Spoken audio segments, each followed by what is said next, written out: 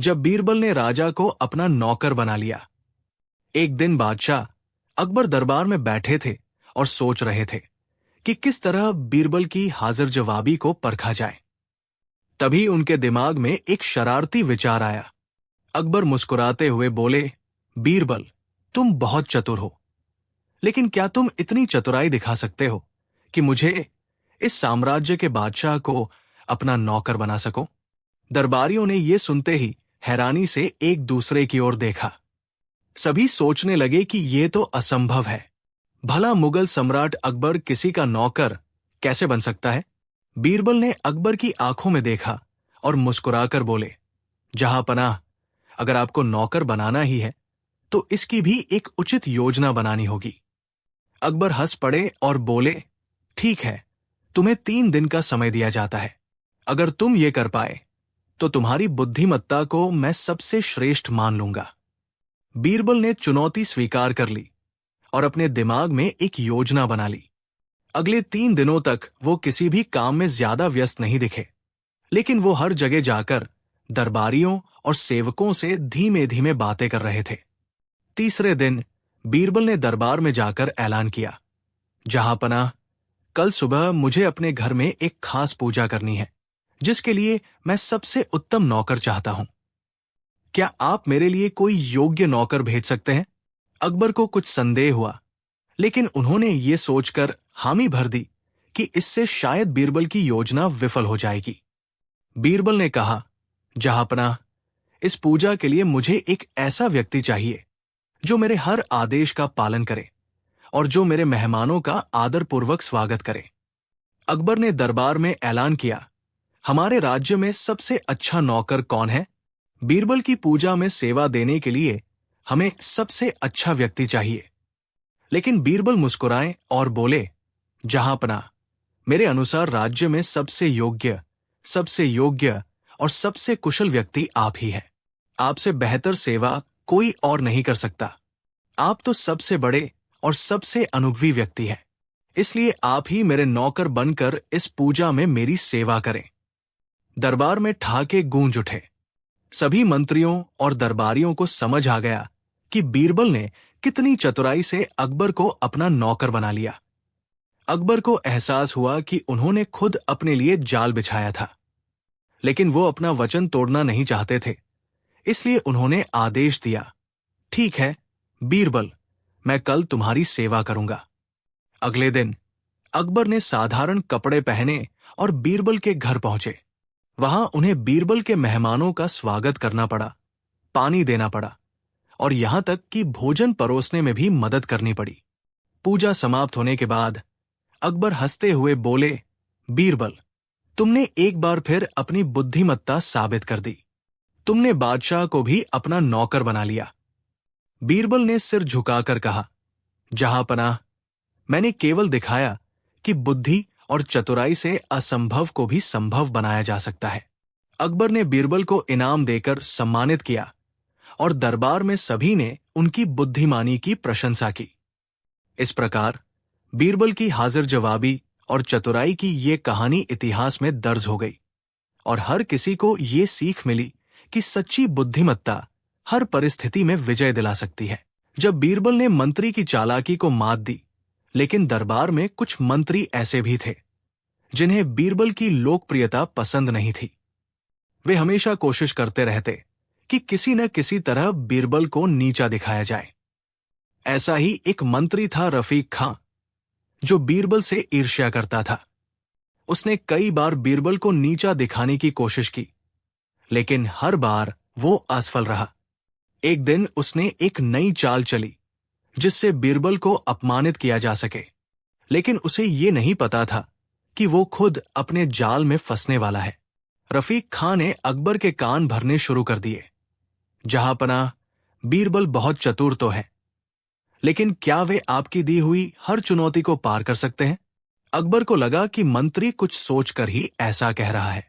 उन्होंने पूछा, क्या तुम्हारे पास कोई ऐसी परीक्षा है जिससे बीरबल की असली चतुराई जानी जा सके?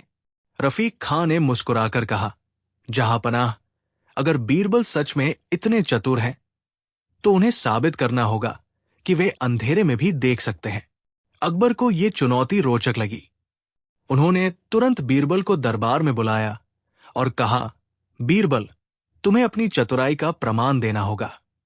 अगर तुम सच्चे बुद्धिमान हो तो हमें यह दिखाना होगा कि तुम अंधेरे में भी देख सकते हो। बीरबल समझ गए कि यह रफीक खां की चाल है। उन्होंने मुस्कुराकर कहा, जहांपनाह, मुझे बस एक दिन का समय दे और मैं इस चुनौती को पूरा कर दूंगा। बीरबल ने कुछ खास तैयारियां की और अगले दिन दरबार में आ गए। अकबर ने उन्हें एक अंधेरे कमरे में भेज दिया और कहा, अब हमें बताओ कि यहां क्या रखा है।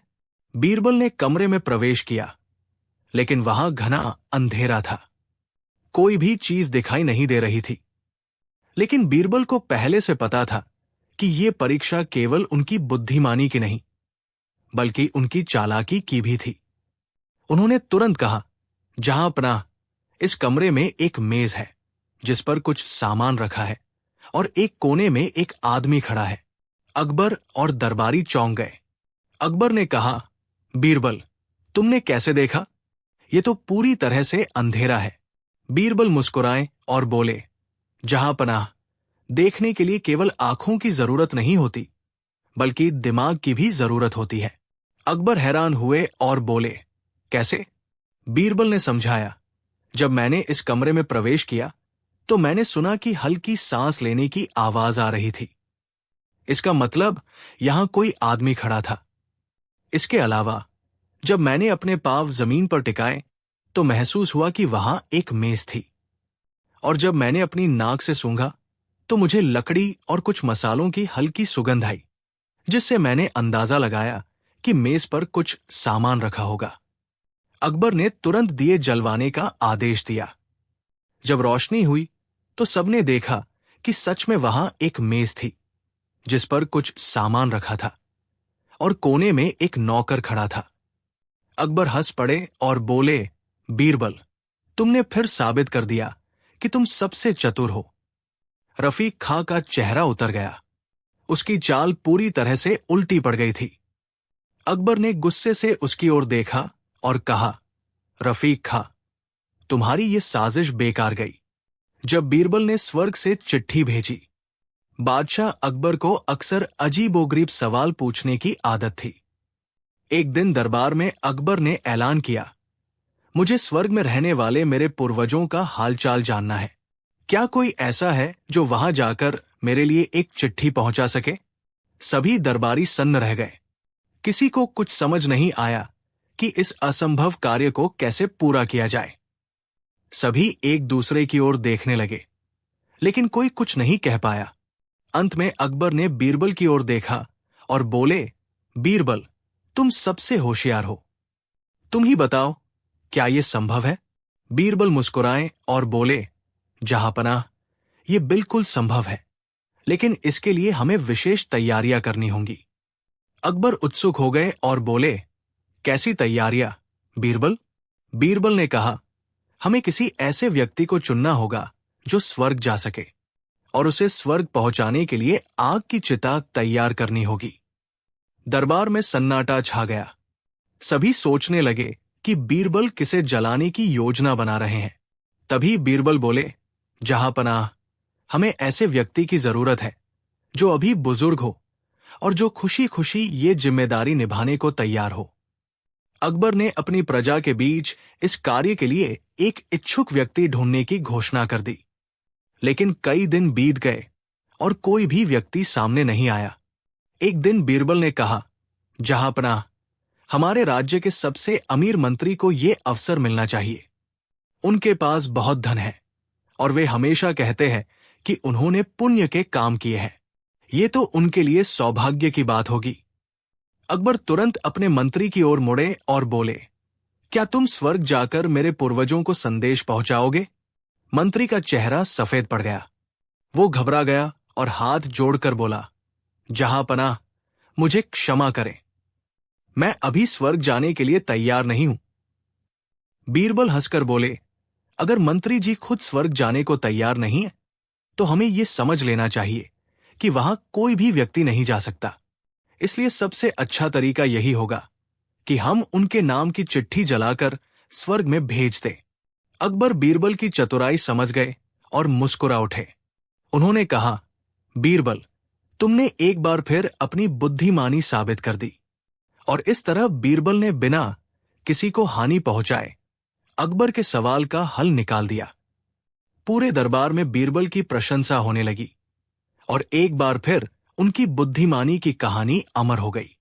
अकबर और बीरबल की चतुराई, जादुई बगीचा। एक बार की बात है, सम्राट अकबर ने अपने दरबार में एक नई समस्या का सामना किया। उनके राज्य के एक गांव में एक रहस्यमय जादुई बगीचा था, जिसके बारे में कहा जाता था कि जो भी वहां जाता उसे अपनी सबसे गहरी इच्छा पूरी होने का मौका मिलता था। लेकिन इस बगीचे में एक शर्त थी। वहां जाने वाले को अपनी इच्छाओं को सही तरीके से व्यक्त करना होता था, अन्यथा वो अपनी इच्छा खो देता। जब अकबर को इस जादुई बगीचे के बारे में पता चला तो उन्होंने सोचा कि क्यों न बीरबल को भेजा जाए ताकि वो इस बगीचे की सच्चाई जान सके। उन्होंने बीरबल को बुलाया और कहा, बीरबल, तुम इस जादुई बगीचे का दौरा करो और देखो कि क्या ये सच है। बीरबल ने तुरंत सहमति दी और अगले दिन वो बगीचे की ओर चल पड़ा। जब वो वहां पहुंचा तो उसने देखा कि बगीचा बहुत खूबसूरत था। रंग बिरंगे फूल, हरे भरे पेड़ और एक सुंदर झरना उसके चारों ओर था। लेकिन उसे ये भी समझ में आया कि बगीचे में कुछ अजीब था। वहां के वातावरण में एक अद्भुत खामोशी थी। बगीचे के बीचों बीच एक बड़ा सा पत्थर था, जिस पर लिखा था, अपनी इच्छा को स्पष्टता से व्यक्त करो, नहीं तो तुम्हारी इच्छा खो जाएगी। बीरबल ने सोचा कि ये एक चुनौती है और उसने अपनी इच्छा को ध्यान से सोचने का निर्णय लिया।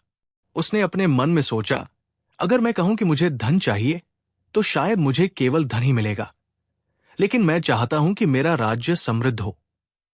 इस विचार के साथ उसने अपनी इच्छा व्यक्त की, हे जादुई बगीचे, मैं चाहता हूं कि मेरे राज्य में सभी लोग खुशहाल और समृद्ध हों। सामने अचानक एक चमकदार प्रकाश फैल गया और बीरबल ने देखा कि बगीचे में चारों ओर से सुनहरी रेत गिरने लगी।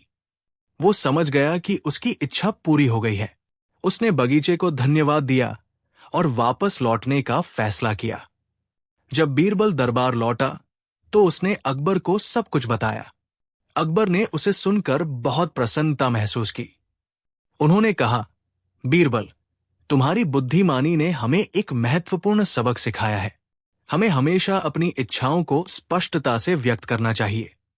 कुछ दिनों बाद अकबर ने सोचा कि क्यों न वे सभी दरबारियों को उस जादुई बगीचे की यात्रा पर ले जाया जाए। उन्होंने सभी को बुलाया और कहा, हम सब मिलकर जादुई बगीचे की यात्रा करेंगे, लेकिन याद रखें, अपनी इच्छाओं को स्पष्ट रूप से व्यक्त करें। सभी दरबारी उत्साहित हो गए और यात्रा के लिए तैयार हो गए। जब वे बगीचे में पहुंचे तो हर किसी ने अपनी इच्छाएं व्यक्त की, लेकिन कुछ दरबारियों ने अपनी इच्छाओं को ठीक से नहीं समझा। जैसे ही उन्होंने अपनी इच्छाएं व्यक्त की, उन्हें अजीब अनुभव हुए। एक दरबारी ने कहा, मैं चाहता हूं कि मुझे बहुत सारी संपत्ति मिले, और तुरंत उसके पास ढेर सारे पत्थर आए, जो कि असली संपत्ति नहीं थी। दूसरे दरबारी ने कहा, मैं चाहता हूं कि मुझे महानता मिले, और उसे एक बेजान मूर्ति के रूप में बदल दिया गया। अब दरबारी समझ गए थे कि जादुई बगीचा वास्तव में उनकी इच्छाओं की सच्चाई को उजागर करता था। बीरबल ने देखा कि दरबारी परेशान हो गए थे। उन्होंने सबको समझाया, आपकी इच्छाएं आपके दिल की गहराई में होती है। अगर आप सच्चाई से अपनी इच्छाओं को व्यक्त करेंगे तो आप सही चीजें प्राप्त करेंगे। अकबर ने बीरबल की बातों पर ध्यान दिया और कहा, बीरबल, तुम सही हो। हमें हमेशा अपने मन की सच्चाई को पहचानना चाहिए। अंत में सभी दरबारियों ने अपनी इच्छाएं फिर से व्यक्त की, लेकिन इस बार वे स्पष्ट और सच्ची इच्छाएं रखी। जैसे ही उन्होंने अपनी इच्छाएं बताई, जादुई बगीचे ने उन्हें वास्तविकता में बदल दिया। दरबार में खुशियों का माहौल बन गया और सभी ने अपनी इच्छाओं को पूरी तरह से समझ लिया।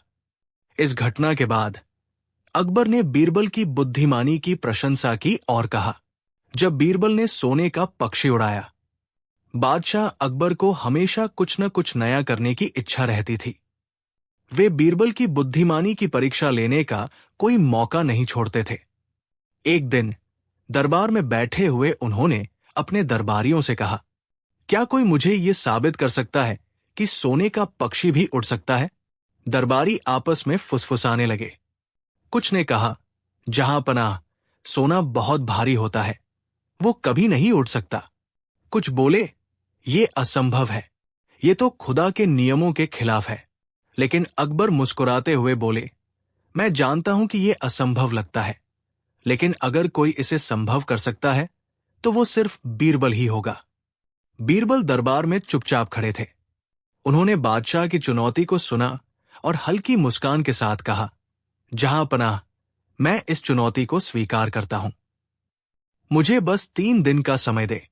अकबर ने हामी भर दी और पूरी सभा को यह जानने की उत्सुकता हो गई कि बीरबल इस असंभव काम को कैसे पूरा करेंगे। बीरबल घर लौटे और सोचने लगे कि इस चुनौती को कैसे हल किया जाए।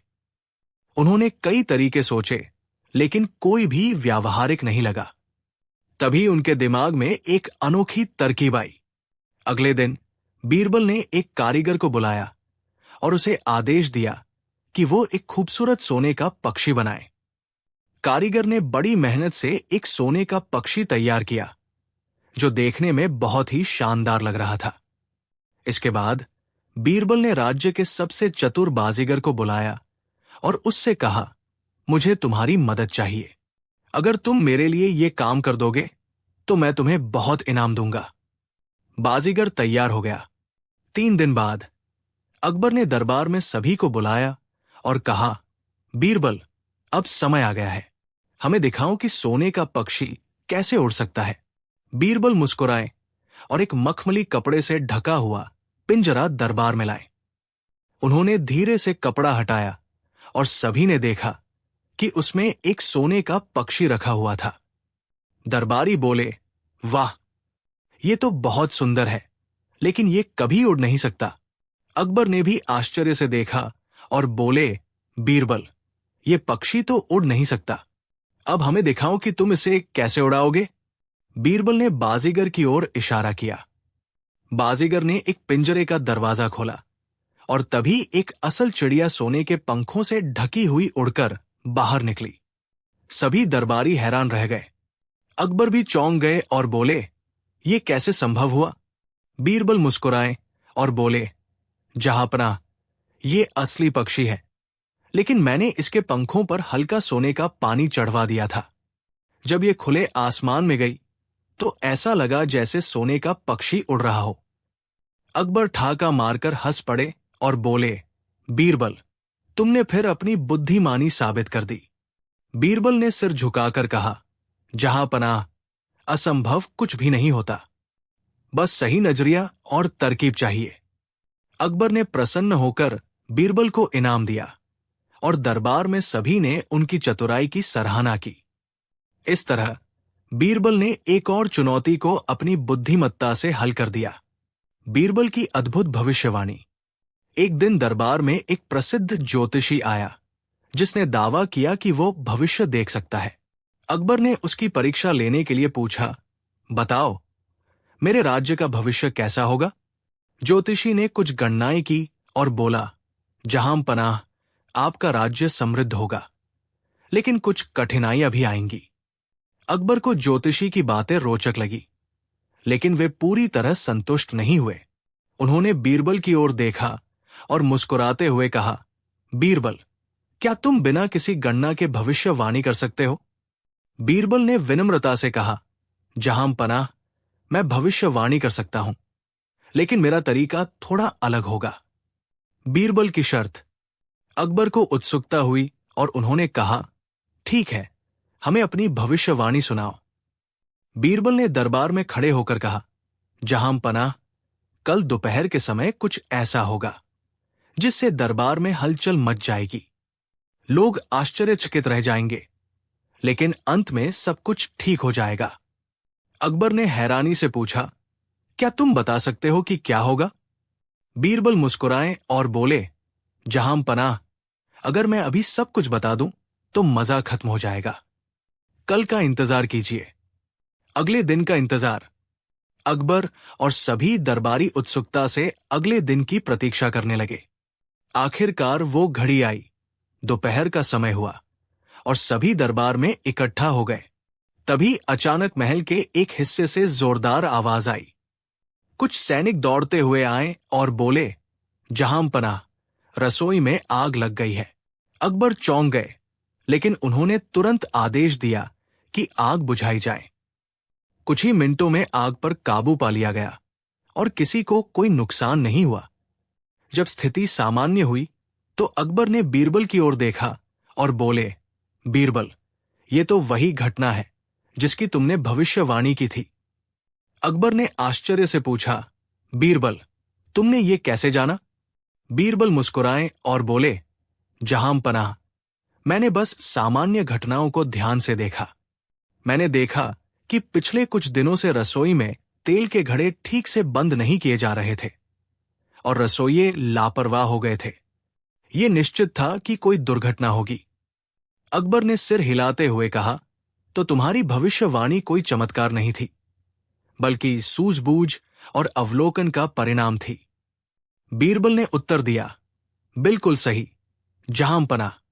असली भविष्यवाणी अंधविश्वास से नहीं, बल्कि बुद्धिमानी से की जाती है।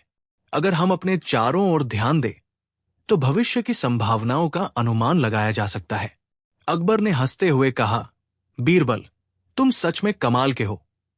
तुम्हारी ये भविष्यवाणी किसी भी ज्योतिषी से बेहतर थी। शिक्षा।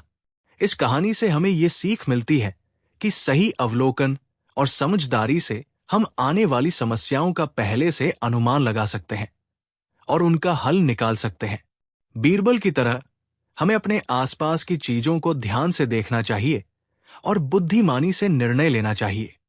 अकबर और बीरबल की अनोखी प्रतियोगिता। एक दिन सम्राट अकबर ने अपने दरबार में एक नई प्रतियोगिता का आयोजन करने का निर्णय लिया। उन्होंने सोचा कि यह मजेदार होगा और सभी दरबारी भी आनंदित होंगे। प्रतियोगिता का नाम रखा गया, सबसे मजेदार कहानी सुनाने वाला। विजेता को एक बड़ा इनाम दिया जाएगा। जब इस प्रतियोगिता का ऐलान हुआ तो सभी दरबारी बहुत उत्साहित हो गए। हर कोई अपनी अपनी कहानियां सोचने लगा, लेकिन एक व्यक्ति जो दरबार में हमेशा गंभीर रहता था, वो था मिर्जा जौली। मिर्जा जौली ने सोचा कि वो इस प्रतियोगिता में जीत जाएगा, क्योंकि उसकी कहानियां हमेशा गंभीर और विचारशील होती थी। बीरबल ने देखा कि मिर्जा जौली कुछ सोच रहा है। उसने उससे पूछा, मिर्जा, तुम्हें क्या हुआ है? तुम इतने गंभीर क्यों हो? मिर्जा जौली ने कहा, मैं सोच रहा हूं कि मैं इस प्रतियोगिता में जीत जाऊंगा। मेरी कहानियां हमेशा लोगों को प्रभावित करती है। बीरबल मुस्कुराया और बोला, तुम्हारी कहानियां भले ही गंभीर हों, लेकिन इस प्रतियोगिता में हंसाने वाले की आवश्यकता है। देखना, मैं तुम्हें हंसी से लोटपोट कर दूंगा। प्रतियोगिता का दिन आ गया। दरबार में सभी दरबारी एकत्रित हुए। अकबर ने कहा, आज हम सबसे मजेदार कहानी सुनाने की प्रतियोगिता करेंगे।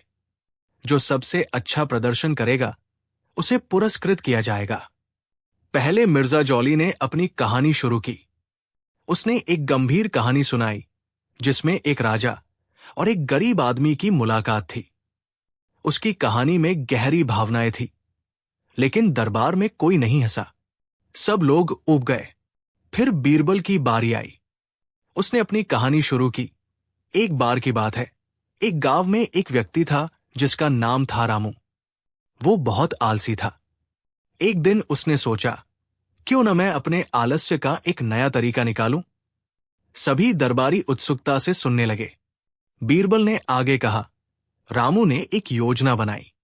उसने सोचा कि अगर वो सुबह उठकर अपने बिस्तर से सीधे खेत में जाए, तो उसे काम करने के लिए उठना नहीं पड़ेगा। इस पर दरबार में हंसी की लहर दौड़ गई। बीरबल ने अपनी कहानी जारी रखी तो रामू ने एक बड़ा बिस्तर बनाया और उसे खेत के बीचों बीच रखा। जब सुबह हुई तो वो बिस्तर में ही लेटा रहा और चिल्लाया, हे लोग, मुझे खेत में लाने के लिए कोई आओ। सभी दरबारी हंस पड़े। बीरबल ने आगे कहा, गांव के लोग आए और उसे बिस्तर समेत खेत में ले गए। लेकिन जब वे खेत में पहुंचे तो रामू ने कहा, अरे, मैं तो मजे कर रहा था, मुझे यहां क्यों लाए? इस पर सभी और अधिक हंसने लगे। बीरबल ने अपनी कहानी में और भी मजेदार मोड़ डाले। उसने बताया कि कैसे रामू ने खेत में काम करने से बचने के लिए एक मुर्गी को अपने बिस्तर पर बैठा दिया ताकि वो काम कर सके। जैसे जैसे बीरबल की कहानी आगे बढ़ी, दरबार में हंसी की गूंज और तेज होती गई। अंत में बीरबल ने कहा, और इसी तरह रामू ने अपनी आलसी प्रवृत्ति को अपने बिस्तर पर ही बिताया और गांव वाले उसे बिस्तर वाला रामू के नाम से जानने लगे। अकबर ने हंसते हुए कहा, बीरबल, तुम्हारी कहानी सच में मजेदार थी। तुमने हमें हंसाया और यह साबित कर दिया कि हास्य का महत्व हमेशा होता है। जब प्रतियोगिता का परिणाम घोषित किया गया तो सभी ने बीरबल को विजेता मान लिया। मिर्जा जौली ने हार मान ली और बीरबल से कहा, तुम सच में बहुत मजेदार हो, मैं अब गंभीर कहानियों से दूर रहूंगा। बीरबल ने मुस्कुराते हुए कहा, मिर्जा, कभी कभी हमें हंसने की आवश्यकता होती है। जीवन में हंसी सबसे बड़ी दवा है। इस प्रकार दरबार में हंसी और खुशी का माहौल बना रहा। सभी ने बीरबल की कहानी का आनंद लिया और समझा कि हंसी और खुशी जीवन का। जब बीरबल ने पानी को बना दिया सोना, बादशाह अकबर को बीरबल की बुद्धिमानी की परीक्षा लेने का बहुत शौक था। एक दिन दरबार में चर्चा चल रही थी कि दुनिया में सबसे कीमती चीज क्या है। कुछ दरबारियों ने कहा हीरा, कुछ ने कहा मोती और कुछ ने सोना को सबसे कीमती बताया। अकबर मुस्कुराए और बोले, बीरबल, क्या तुम पानी को सोने में बदल सकते हो? दरबार में सन्नाटा छा गया। सभी दरबारी बीरबल की ओर देखने लगे। ये असंभव था। पानी को सोने में बदलना किसी जादू से कम नहीं था। लेकिन बीरबल ने हमेशा की तरह शांत रहकर कहा, जहांपना, मैं पानी को सोने में बदल सकता हूं, लेकिन इसके लिए मुझे कुछ समय चाहिए। अकबर ने हामी भर दी और कहा, ठीक है, तुम्हें 3 दिन का समय दिया जाता है, लेकिन याद रखना, अगर तुम असफल हुए तो तुम्हें कड़ा दंड मिलेगा। बीरबल मुस्कुराए और बोले, जहांपना, मैं अपना वादा निभाऊंगा। बीरबल अपने घर गए और गहरी सोच में पड़ गए। आखिर पानी को सोना बनाना कैसे संभव होगा? अचानक उनके दिमाग में एक अनोखी तरकीब आई। अगले दिन वे नगर के सबसे बड़े व्यापारी के पास पहुंचे और बोले, मुझे एक बहुत बड़ी मात्रा में गेहूं खरीदना है, लेकिन इसके लिए मुझे तुम्हारी मदद चाहिए। व्यापारी ने पूछा, कैसी मदद, बीरबल जी? बीरबल मुस्कुराए और बोले, तुम मुझे कुछ समय के लिए मुफ्त में गेहूं उधार दो। बदले में मैं तुम्हें कुछ ऐसा दूंगा जिसकी कीमत सोने से भी ज्यादा होगी। व्यापारी पहले तो चौंका, लेकिन बीरबल पर उसे पूरा भरोसा था। उसने बड़ी मात्रा में गेहूं दे दिया। इसके बाद बीरबल पूरे नगर में घूमे और सभी गरीबों और जरूरतमंदों को वो गेहूं बांट दिया। लेकिन हर किसी को एक शर्त भी रखनी पड़ी, जब तुम इस गेहूं को बोकर उससे फसल उगाओगे तो उसमें से एक हिस्सा जरूरतमंदों को दान करना होगा। 3 दिन बीत चुके थे। अकबर ने बीरबल को दरबार में बुलाया और कहा, बीरबल, अब समय आ गया है, बताओ, तुमने पानी को सोने में कैसे बदला? बीरबल मुस्कुराए और बोले, जहांपनाह, मैं आपको दिखाता हूं।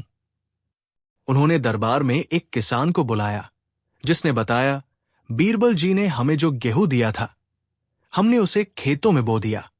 फसल बहुत अच्छी हुई और हमने उसका कुछ हिस्सा दान कर दिया। इससे कई गरीबों का भला हुआ। बीरबल ने अकबर की ओर देखा और कहा, जहांपनाह, ये गेहूं जब खेतों में बोया गया तो इसे उगाने के लिए क्या चाहिए था? अकबर ने सोचा और बोले, पानी। बीरबल मुस्कुराए और बोले, बिल्कुल सही। और इस पानी से जो फसल हुई उससे कितने ही गरीबों का पेट भरा। जहांपनाह, असली सोना वो नहीं होता जो चमकता है, बल्कि वो होता है जो दूसरों के काम आता है। ये पानी ही था जिसने अनाज को जन्म दिया और वही अनाज गरीबों के लिए सोने से भी ज्यादा कीमती साबित हुआ। इस तरह मैंने पानी को सोने में बदल दिया। अकबर ये सुनकर दंग रह गए। उन्होंने कहा, बीरबल, तुमने सच में मेरी आंखें खोल दी। असली कीमती चीज वो होती है जिससे लोगों का भला हो। तुम्हारी ये सीख अनमोल है। दरबार में बीरबल की बुद्धिमत्ता की प्रशंसा हुई और अकबर ने उन्हें बहुमूल्य इनाम दिया। इस तरह बीरबल ने अपनी चतुराई से एक और असंभव चुनौती को पूरा कर दिखाया। खोया हुआ राजकुमार। जब बीरबल ने अपनी चतुराई से राजकुमार को खोज निकाला, एक दिन अकबर के दरबार में हड़कंप मच गया। पास के एक मित्र राज्य का राजकुमार लापता हो गया था। राजा बहुत चिंतित थे और उन्होंने अकबर से सहायता मांगी। अकबर ने तुरंत बीरबल को बुलाया और कहा, बीरबल, मित्र राज्य का राजकुमार कहीं खो गया है। तुम्हें उसे हर हाल में ढूंढना होगा। बीरबल ने सिर झुकाकर कहा, जहां पनाह, मैं पूरी कोशिश करूंगा, लेकिन मुझे इस बारे में कुछ जानकारी चाहिए। राजा के दूत ने बताया कि राजकुमार शाम को बाग में टहलने गया था, लेकिन वापस नहीं लौटा। सैनिकों ने पूरा राज्य छान मारा, लेकिन कोई सुराग नहीं मिला। बीरबल ने थोड़ा सोचा और बोला, मैं इस रहस्य को हल करने की कोशिश करूंगा, लेकिन मुझे अकेले जांच करने दीजिए।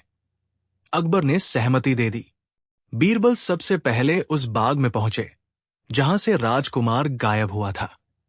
उन्होंने वहां के माली से पूछा, क्या आपने कुछ अजीब देखा था? माली ने कहा, हुजूर, राजकुमार यहां हर रोज आते थे, लेकिन उस दिन मैंने उन्हें आखिरी बार फव्वारे के पास बैठे देखा था। उसके बाद वे कहीं चले गए। बीरबल ने फव्वारे के पास जमीन का निरीक्षण किया।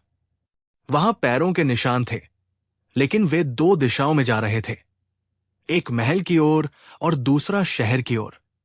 बीरबल ने सोचा, अगर कोई अपहरण करता होता तो वो सीधे शहर की ओर भागता, लेकिन क्या राजकुमार खुद गए होंगे? बीरबल ने महल के पहरेदारों से पूछताछ की, लेकिन किसी ने भी राजकुमार को वापस आते नहीं देखा था। फिर वे शहर की ओर गए और दुकानदारों से पूछने लगे।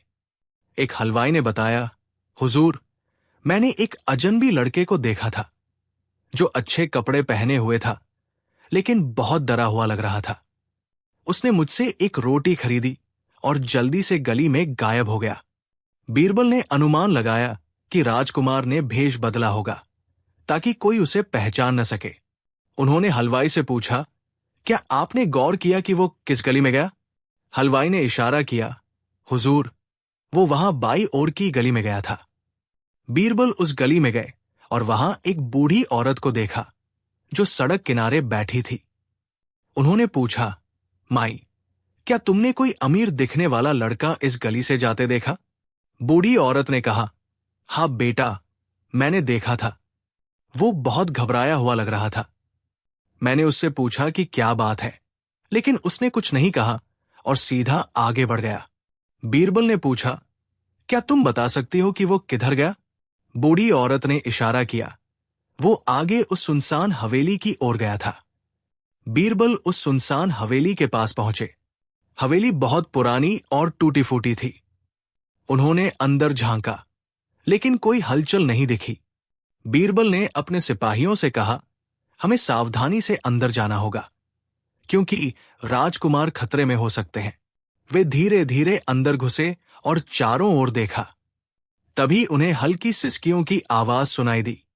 उन्होंने आवाज का पीछा किया और देखा कि एक अंधेरे कोने में एक लड़का बैठा हुआ था। बीरबल ने आगे बढ़कर कहा, राजकुमार, आप सुरक्षित हैं, डरने की जरूरत नहीं है। राजकुमार ने चौंक कर ऊपर देखा और रोते हुए बोले, बीरबल जी, मुझे नहीं पता था कि आप मुझे ढूंढ लेंगे। बीरबल ने पूछा, आप यहां कैसे पहुंचे? राजकुमार ने बताया, मैं बाग में टहल रहा था। तभी दो अजनबी लोग मेरे पास आए और बोले कि राजा ने मुझे बुलाया है, लेकिन जब मैं उनके साथ जाने लगा तो मुझे शक हुआ। मैंने महल की ओर जाने के बजाय शहर की भीड़ में भागकर खुद को छुपा लिया। बीरबल ने राहत की सांस ली और बोले, आप बहुत समझदार हैं। राजकुमार, आपने अपहरणकर्ताओं से खुद को बचा लिया, लेकिन छुपने के लिए गलत जगह चुन ली। बीरबल ने तुरंत राजकुमार को सुरक्षित महल में पहुंचाया। राजा अपने बेटे को देखकर बहुत खुश हुए और अकबर ने बीरबल की चतुराई की प्रशंसा की। इस कहानी से हमें ये सीख मिलती है कि मुसीबत के समय घबराने के बजाय सूझबूझ से काम लेना चाहिए। बीरबल की बुद्धिमत्ता और धैर्य ने एक खोए हुए राजकुमार को ढूंढ निकाला और उसे सुरक्षित घर वापस पहुंचाया। जब बीरबल ने अकबर को खुद ही सजा दे दी। एक बार की बात है, बादशाह अकबर अपने खास दीवान खाने में बैठे थे। मौसम सुहाना था, लेकिन उनके चेहरे पर चिंता की लकीरें थी। दरबार में गहमा गहमी थी, क्योंकि आज बादशाह ने एक अजीबोगरीब फरमान जारी किया था। आज जो भी मेरी अदालत में आएगा, उसका न्याय मैं नहीं, बल्कि बीरबल करेगा। ये सुनकर दरबारी एक दूसरे की ओर देखने लगे। कुछ मन ही मन हंस रहे थे, तो कुछ सोच में पड़ गए। बीरबल को तो अकबर के फैसलों पर चुटकी लेने की आदत है। अब जब खुद न्याय करना पड़ेगा, तब देखेंगे कैसे बचते हैं। बीरबल खुद भी ये सुनकर चौंक गए, लेकिन मुस्कान दबाकर बोले, जहांपनाह, ये तो बड़ी दिलचस्प बात होगी। अकबर ने हंसकर कहा, बिल्कुल, लेकिन अगर तुम किसी फैसले में चूक गए तो तुम्हें खुद सजा भुगतनी पड़ेगी। अब दरबार में एक अजीब सा सन्नाटा छा गया। बीरबल के चेहरे पर वही पुरानी मुस्कान थी, लेकिन मन ही मन वे कुछ सोच रहे थे। पहला मुकदमा, व्यापारी और गधा। पहला मामला एक व्यापारी और उसके पड़ोसी का था।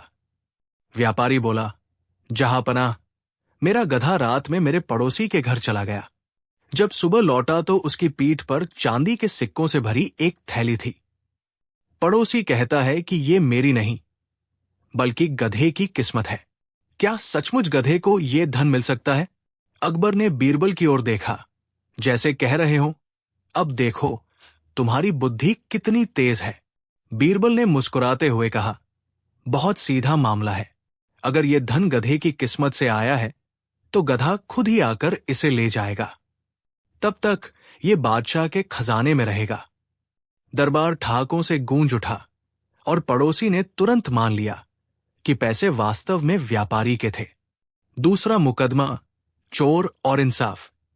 अगला मामला एक चोर का था। वो आदमी दरबार में लाया गया और उसने स्वीकार किया कि उसने चोरी की है, पर उसने एक अजीब शर्त रखी, अगर मुझे सजा देनी ही है तो वही इंसान दे जिसने कभी कोई पाप न किया हो। अब दरबार में एक सनसनी फैल गई।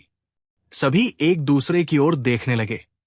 अकबर ने भी संदेह भरी नजरों से बीरबल की ओर देखा। बीरबल ने जरा सोचकर कहा, अगर यही न्याय का नियम है, तो पहले ये तय करना होगा कि कौन निर्दोष है। और तभी बीरबल ने अचानक कुछ ऐसा किया जिससे दरबारियों की आंखें फटी रह गई। बीरबल ने उठकर अकबर की ओर देखा और कहा, जहांपनाह, मुझे खेद है, लेकिन ये न्याय आपको ही करना होगा। अकबर अवाक रह गए। मुझे? पर क्यों? बीरबल मुस्कराए, क्योंकि अगर कोई पूरी तरह निर्दोष है तो वो आप ही हो सकते हैं। अब सवाल ये उठता है, क्या अकबर सच में निर्दोष थे? क्या बीरबल ने जानबूझकर उन्हें फंसाने के लिए ये चाल चली? और अगर अकबर खुद न्याय करेंगे तो क्या वे अपने ही न्याय में फंस सकते हैं? आखिर ऐसा क्या हुआ कि बीरबल ने अकबर को खुद ही सजा सुना दी? जब बीरबल ने अकबर को खुद ही सजा सुना दी, भाग दो। दरबार में सन्नाटा था। अकबर ने भौंचक्के होकर बीरबल की ओर देखा। मैं न्याय करूं? मगर क्यों? बीरबल ने गंभीरता से कहा, जहांपनाह, इस चोर ने कहा है कि उसे वही दंड दे सकता है जो पूरी तरह निर्दोष हो।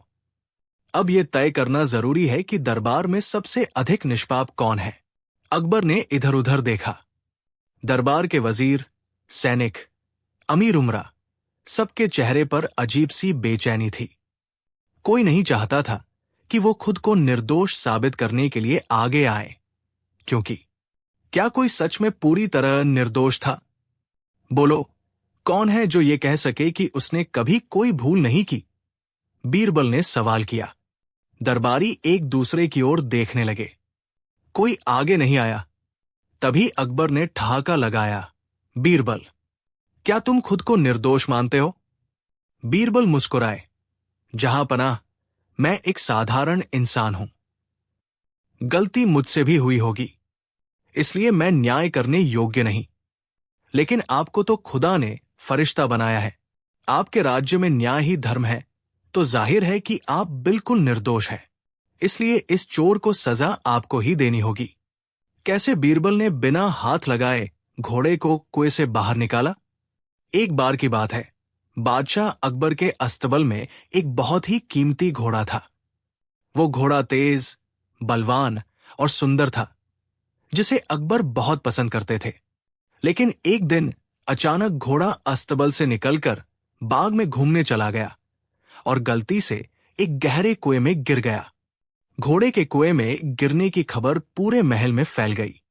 अकबर को जैसे ही ये बात पता चली, उन्होंने तुरंत अपने सेवकों और दरबारियों को घोड़े को बचाने का आदेश दिया।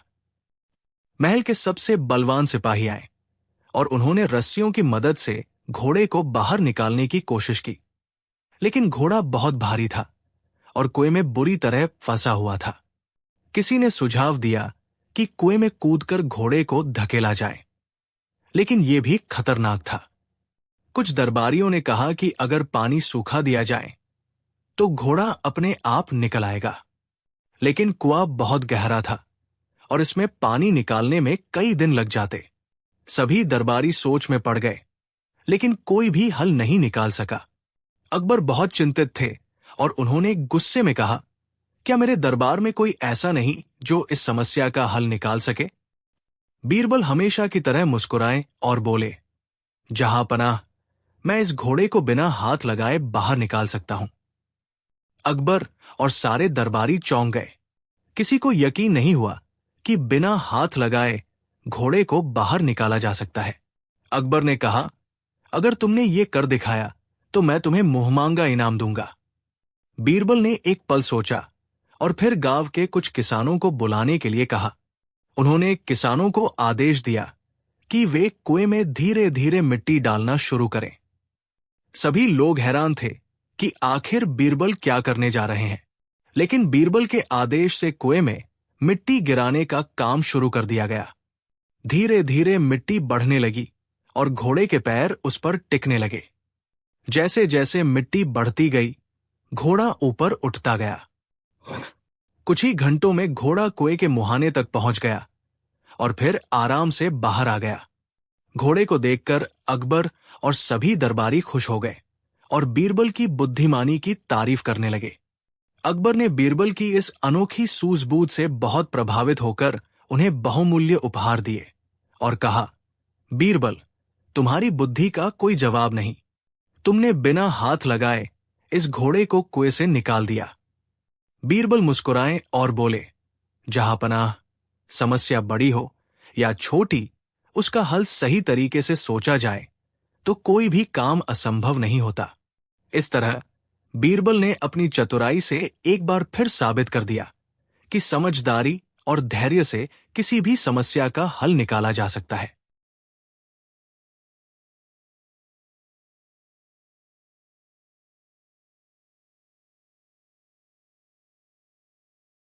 जब बीरबल ने अकबर को खुद का ही नाम भूलने पर मजबूर कर दिया। एक दिन दरबार में अकबर ने हंसते हुए कहा, बीरबल, तुम बहुत चतुर हो, लेकिन क्या तुम मुझे खुद का ही नाम भूलने पर मजबूर कर सकते हो? बीरबल मुस्कुराए और बोले, जहां पनाह, ये कठिन काम है, लेकिन नामुमकिन नहीं। मैं आपको खुद का ही नाम भूलने पर मजबूर कर दूंगा। अकबर को यकीन नहीं हुआ और दरबार में बैठे सारे मंत्री और दरबारी भी आश्चर्यचकित हो गए। सभी सोचने लगे कि भला कोई इंसान अपने ही नाम को कैसे भूल सकता है। बीरबल ने अकबर से कहा, जहां पनाह, मैं इस काम को करने के लिए बस एक दिन का समय चाहता हूं। अकबर ने हामी भर दी और कहा, ठीक है बीरबल, मैं तुम्हें एक दिन का समय देता हूं, लेकिन अगर तुम असफल हुए तो तुम्हें सजा मिलेगी। बीरबल मुस्कुराए और बोले, जहां पनाह, सजा मंजूर है, लेकिन पहले मेरी कोशिश देखने दीजिए। अगले दिन बीरबल का खेल शुरू हुआ। अगले दिन बीरबल सुबह ही दरबार में पहुंचे और दरबार के चारों ओर सेवकों और सैनिकों को खड़ा कर दिया। उन्होंने सबसे कह दिया कि जैसे ही बादशाह अकबर दरबार में आए, उन्हें कोई भी जहांपनाह, बादशाह, अकबर या उनके किसी भी नाम से न पुकारे। इसके बजाय सबको अकबर को अलग अलग नामों से पुकारने की हिदायत दी गई। कोई उन्हें राजा भोज कहेगा, तो कोई चंद्रगुप्त, कोई शेरशाह और कोई महाबली राजा। जब अकबर दरबार में आए तो उन्होंने देखा कि सभी दरबारी और सेवक उन्हें अलग अलग नामों से पुकार रहे हैं। एक मंत्री बोला, महाबली राजा पधार रहे हैं। दूसरा बोला, चंद्रगुप्त सम्राट को प्रणाम। तीसरा बोला, राजा भोज की जय हो। अकबर को बहुत अजीब लगा। उन्होंने गुस्से में कहा, तुम सब ये क्या कर रहे हो? मेरा नाम क्या है? लेकिन हर बार जब उन्होंने किसी से पूछा, सभी दरबारी उन्हें अलग अलग नाम बताने लगे। थोड़ी देर में अकबर को ऐसा लगने लगा जैसे उनका खुद का नाम ही बदल गया हो। उन्होंने खुद को सोचते हुए पाया, आखिर मेरा असली नाम क्या है? अब जब उन्होंने अपने मस्तिष्क पर जोर दिया तो उनके दिमाग में अलग अलग नाम घूमने लगे। कुछ ही पलों में वो इतने भ्रमित हो गए कि सच में अपना नाम भूलने लगे। अकबर ने घबराकर कहा, कोई मुझे मेरा असली नाम बताए। बीरबल आगे आए और मुस्कुराते हुए बोले, जहांपनाह, क्या मैंने नहीं कहा था कि मैं आपको आपका नाम भूलने पर मजबूर कर दूंगा? अकबर को तुरंत समझ में आ गया कि ये बीरबल की चाल थी। वो पहले गुस्सा हुए, लेकिन फिर जोर जोर से हंसने लगे। बीरबल, तुम सच में अद्भुत हो। तुमने मेरी बुद्धि को भी भ्रमित कर दिया। मैं खुद का ही नाम भूल गया था। अकबर ने बीरबल को इनाम में एक कीमती हार दिया और बोले, बीरबल, तुमने मुझे सिखाया कि अगर किसी के दिमाग को पूरी तरह से भ्रम में डाल दिया जाए तो वो सबसे सामान्य चीजें भी भूल सकता है। बीरबल मुस्कुराए और बोले, जहांपनाह, कभी कभी हम इतनी सूचनाओं में उलझ जाते हैं कि बुनियादी बातें भी याद नहीं रहती। इसीलिए बुद्धिमानी से सोचने और अपने दिमाग को शांत रखने की जरूरत होती है। इस तरह बीरबल ने अपनी चतुराई से अकबर को खुद का ही नाम भूलने पर मजबूर कर दिया और एक बार फिर अपनी हाजिर जवाबी का लोहा मनवा लिया। हरिदत्त ने सिर हिलाया। दूसरा उत्तर, वो जो हर पल नया होता है मगर कभी नहीं बदलता, वो समय है। समय कभी नहीं रुकता, लेकिन ये हमेशा हमारे साथ चलता रहता है। हरिदत्त अब प्रभावित हो रहे थे। तीसरा उत्तर, जिसके पास ज्ञान नहीं, वो भी ज्ञानी बन सकता है यदि वो सही प्रश्न पूछना सीख ले। ज्ञान केवल उत्तर जानने से नहीं आता, बल्कि सही सवाल पूछने से आता है। जो व्यक्ति सीखने की इच्छा रखता है वही ज्ञानी बन सकता है। अब असली खेल शुरू होता है। हरिदत्त चुप हो गए। उन्होंने बीरबल की तरफ देखा और मुस्कुराकर बोले, बीरबल, तुमने मेरे सभी प्रश्नों के उत्तर सही दिए, लेकिन अब मेरे पास एक आखिरी प्रश्न है। दरबार में सन्नाटा छा गया। हरिदत्त ने गंभीर स्वर में पूछा, अगर तुम्हें एक दिन ये पता चले कि तुम्हारा अपना ही ज्ञान एक छलावा था, तो तुम क्या करोगे? ये सुनते ही बीरबल चौंक गए। हरिदत्त का अंतिम प्रश्न सुनकर दरबार में गहरी चुप्पी छा गई। सबकी निगाहें बीरबल पर टिक गई। बीरबल ने कुछ क्षण सोचा, फिर मुस्कुराकर बोले, हरिदत्त जी, ज्ञान कभी छलावा नहीं होता, लेकिन अगर ऐसा दिन आए जब मुझे लगे कि मेरा ज्ञान अधूरा था, तो मैं वही करूंगा जो हर सच्चा ज्ञानी करता है, मैं और सीखूंगा। बादशाह अकबर ने सराहना भरी नजरों से बीरबल को देखा। हरिदत्त ने ताली बजाकर कहा, यही असली विद्वत्ता है। जिसने ये स्वीकार कर लिया कि सीखने की कोई सीमा नहीं, वही सच्चा ज्ञानी है। बीरबल, तुमने न केवल मेरे प्रश्नों का उत्तर दिया, बल्कि मुझे भी एक नई सीख दी। ब्राह्मण, जो अब तक उलझन में था, उठकर बोला, तो क्या इसका मतलब यह है कि मेरा सपना सिर्फ एक भ्रम था? बीरबल हंसते हुए बोले, तुम्हारा सपना भ्रम नहीं था, बल्कि तुम्हारे अपने ही सवालों से उपजा एक संकेत था। भगवान विष्णु ने तुम्हें उत्तर नहीं दिए क्योंकि वे चाहते थे कि तुम खुद उत्तर खोजो। और अब तुमने खुद ये समझ लिया कि सच्चा ज्ञान केवल पढ़ने से नहीं, बल्कि प्रश्न पूछने और उत्तर खोजने से आता है। ब्राह्मण ने राहत की सांस ली और झुककर बीरबल को प्रणाम किया। बादशाह अकबर बेहद प्रसन्न हुए और बोले, बीरबल, तुमने एक बार फिर साबित कर दिया कि तुम्हारी बुद्धि अद्वितीय है। इस ज्ञान की परीक्षा में तुमने स्वयं को सर्वोत्तम साबित किया। अकबर ने ब्राह्मण को सम्मानित किया और पंडित हरिदत्त को भी उनके विचारों के लिए सराहा। बीरबल ने मुस्कुराकर कहा, सवाल हमेशा महत्वपूर्ण होते हैं, लेकिन उत्तर खोजने की जिज्ञासा उससे भी अधिक महत्वपूर्ण होती है।